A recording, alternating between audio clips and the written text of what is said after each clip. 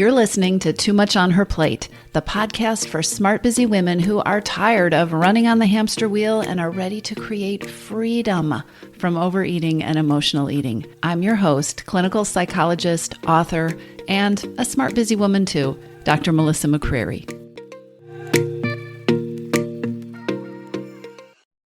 Hey, everybody.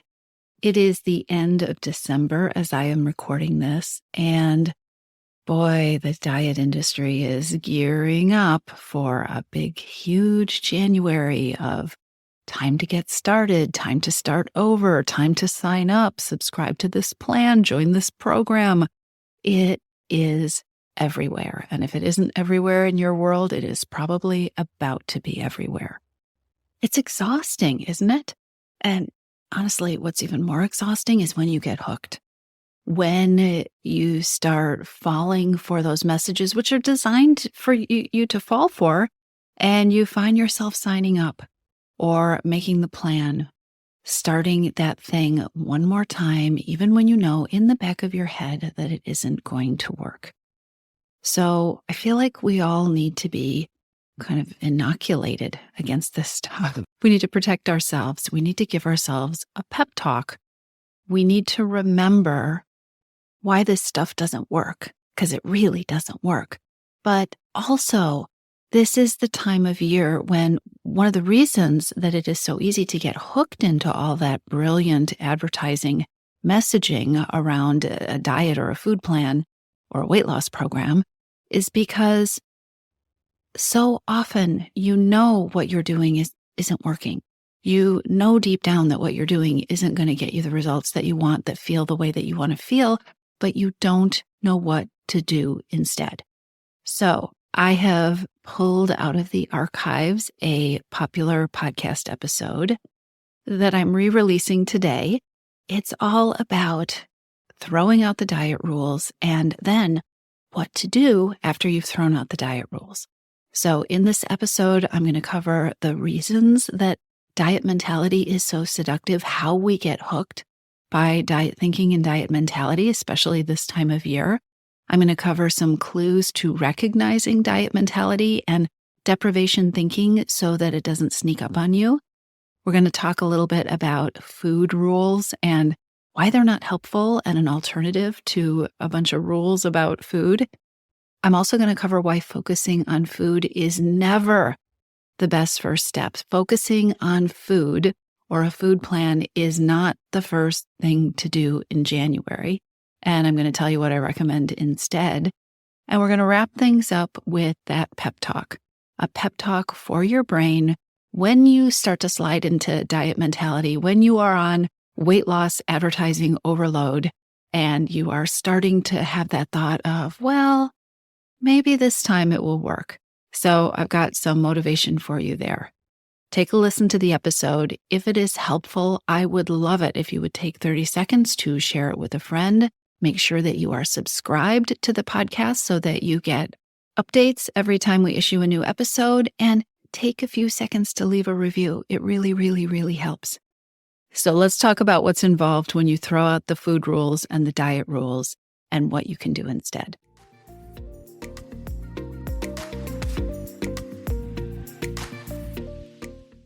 I don't think there's any beating around the bush on this. If you want to stop emotional eating, if you want to create a peaceful relationship with food, then you need to start playing a new game with a new set of rules.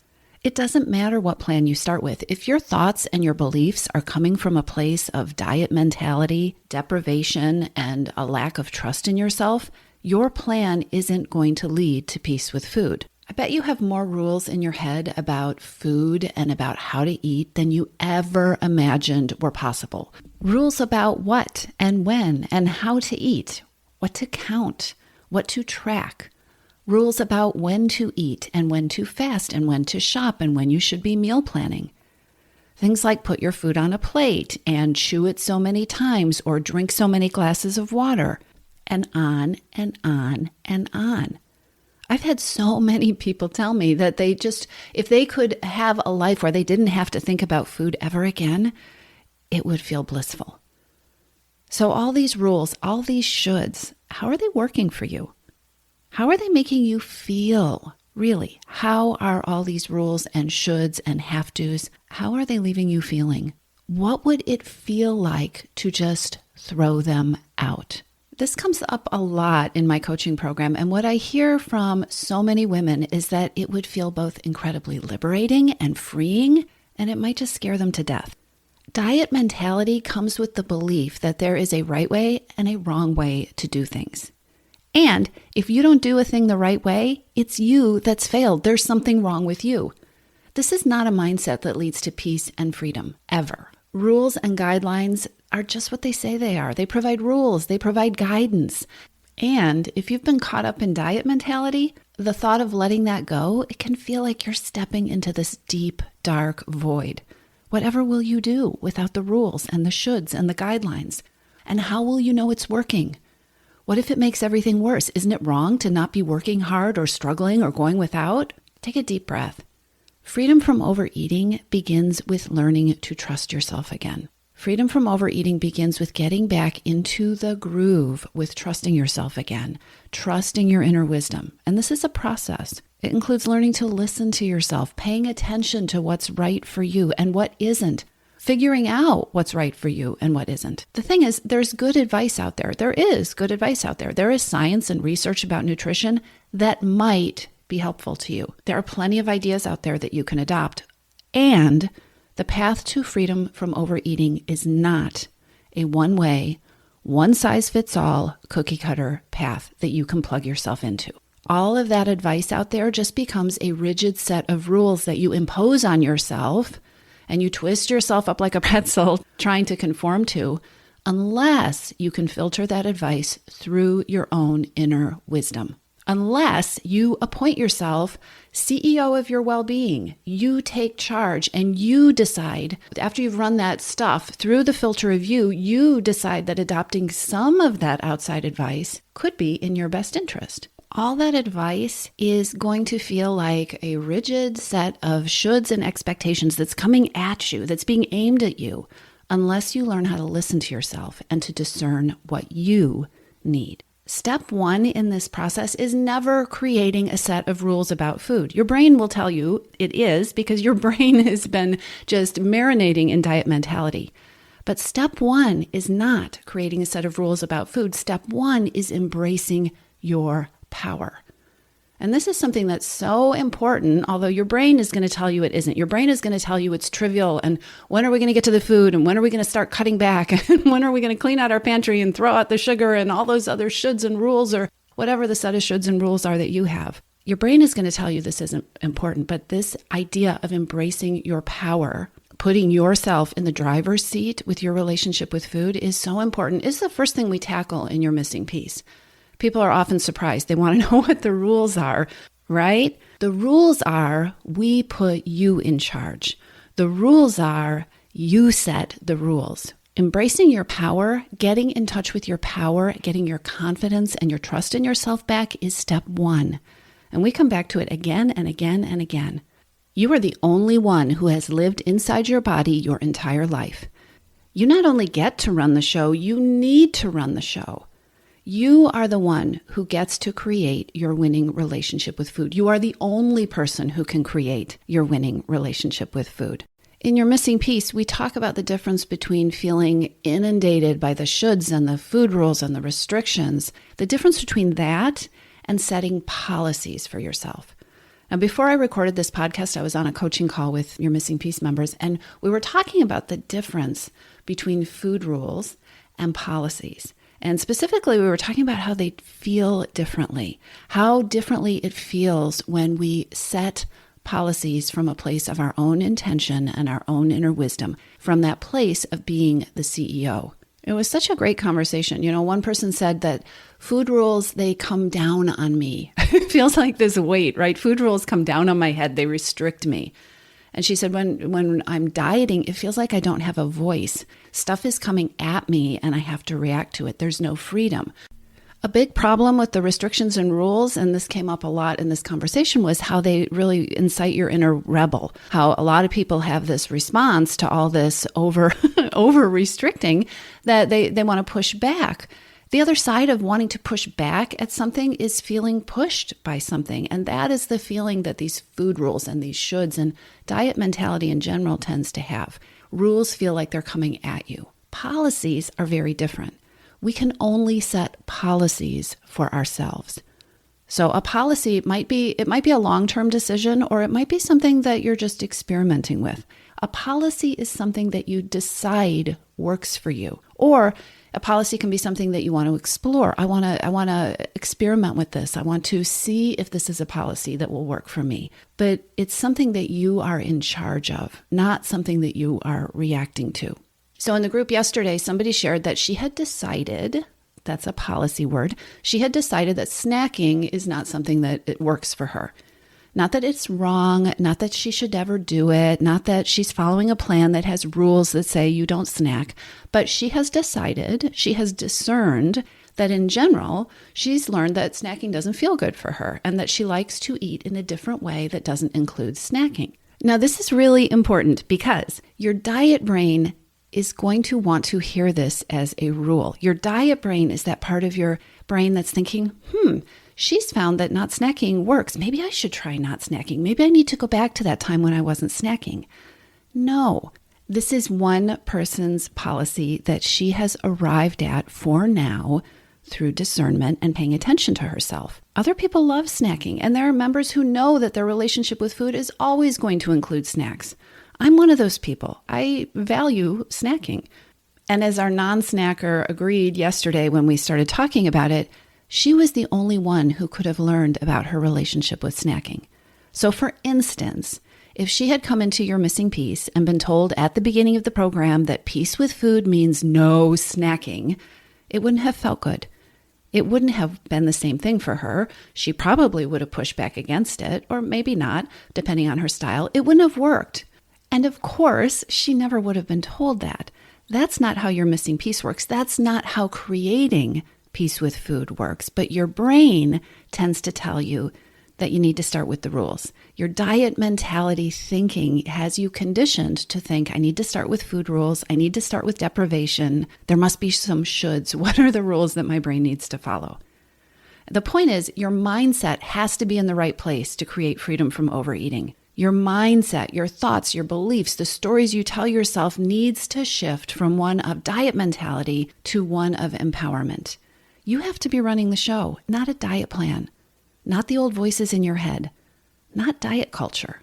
So how do you do this? How do you create that alternative to thinking within the framework of diet mentality? How do you start paying better attention to you and strengthening your trust in yourself? I want to bend your brain around some new ideas today because freedom from overeating really does mean seeing a different game with new rules. And it starts with a new set of thoughts and behaviors and thoughts that you have to condition. You want to create new habits and new thoughts and new neural pathways in your brain that are not designed to deprive or restrict you. It's really about priming yourself to move in a different direction, where you're creating these new habits and thoughts that will nourish you, give you what you need so that you take the power away from food, instead of that old track of depriving yourself and trying to be really, really good at someone else's set of plans or someone else's set of rules. So in order to move yourself in the other direction, you want to start in that familiar place. You want to start by practicing asking yourself why. Why are you eating? Why are you feeling hungry? Instead of focusing solely on what to eat. This is what helps you get connected to the root of your overeating, the hidden hungers, the things that are driving your hunger when what you need isn't fuel. Another piece that is really important and really different from diet mentality is starting to create a picture in your mind of what peace with food means for you. Diet mentality tells you that success is a number on the scale or a size of clothing that you get to hang in your closet. Peace with food and freedom from overeating is so much bigger than that. And as important as you may think peace with food is to you, it is not at all unusual to find when you start to look at it that you've never really thought about it. So start creating a picture, a visual in your mind of you at your best in the relationship with food that you want to have, and get clear on what kind of role you want food and eating to play in your life. The key word here is want. What is the role you want food to have? How do you want to be with food? The diet mentality word is should. So you want to focus on wants and peace and what feels freeing and what feels like you. And notice how your brain wants to play with shoulds and restrictions. Part of that whole process is another important new muscle to create in this process, which is using curiosity. Giving yourself permission to wonder, giving yourself permission to be curious instead of telling yourself ahead of time or after the fact what you should be doing or what you should have done. So before you eat, ask yourself what you know about what triggered your hunger. Ask yourself what you're feeling. Be curious. You may need to remind a brain that is stuck in diet mentality that feeling hungry doesn't necessarily mean you need food. You might need something else like a break or stress relief or comfort or reassurance or sleep, but you won't know these things without curiosity.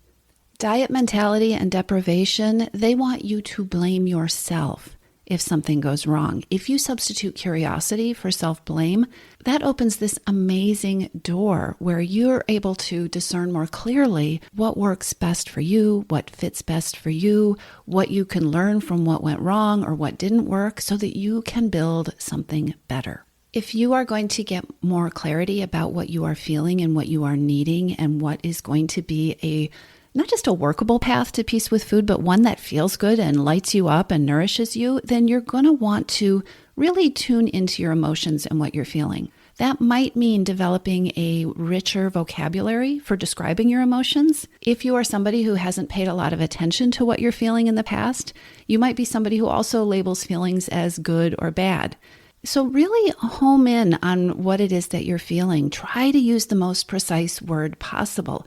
The more you know about what you are feeling, the better you can respond to it, and the better you can come up with strategies for taking care of yourself that are not reaching for something to eat. You become the CEO when you are in touch with what it is that you are thinking, what it is that you are feeling, what it is that you are needing. One way to start embracing your power is to carve out a space and a practice for paying attention to these things. Find ways to connect with yourself. Find ways to stay aware of your feelings or to become aware of your feelings and your hunger and your needs. This might feel awkward at first. Diet mentality doesn't pay attention to any of these things, but these are exactly the things that are important for you to create a trust and confidence in yourself and to take your power back.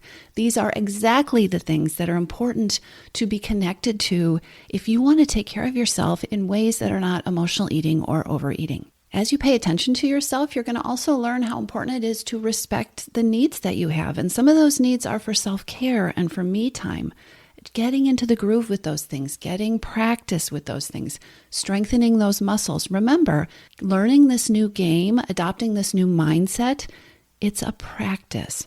Practice isn't perfect. It's something that you work on and you strengthen and you grow in your ability to do over time. And it is absolutely the path to creating peace with food. This may seem kind of strange, but one of the things that's really important as you are learning how to shift gears is to make sure that you are giving yourself permission, real permission to do things differently.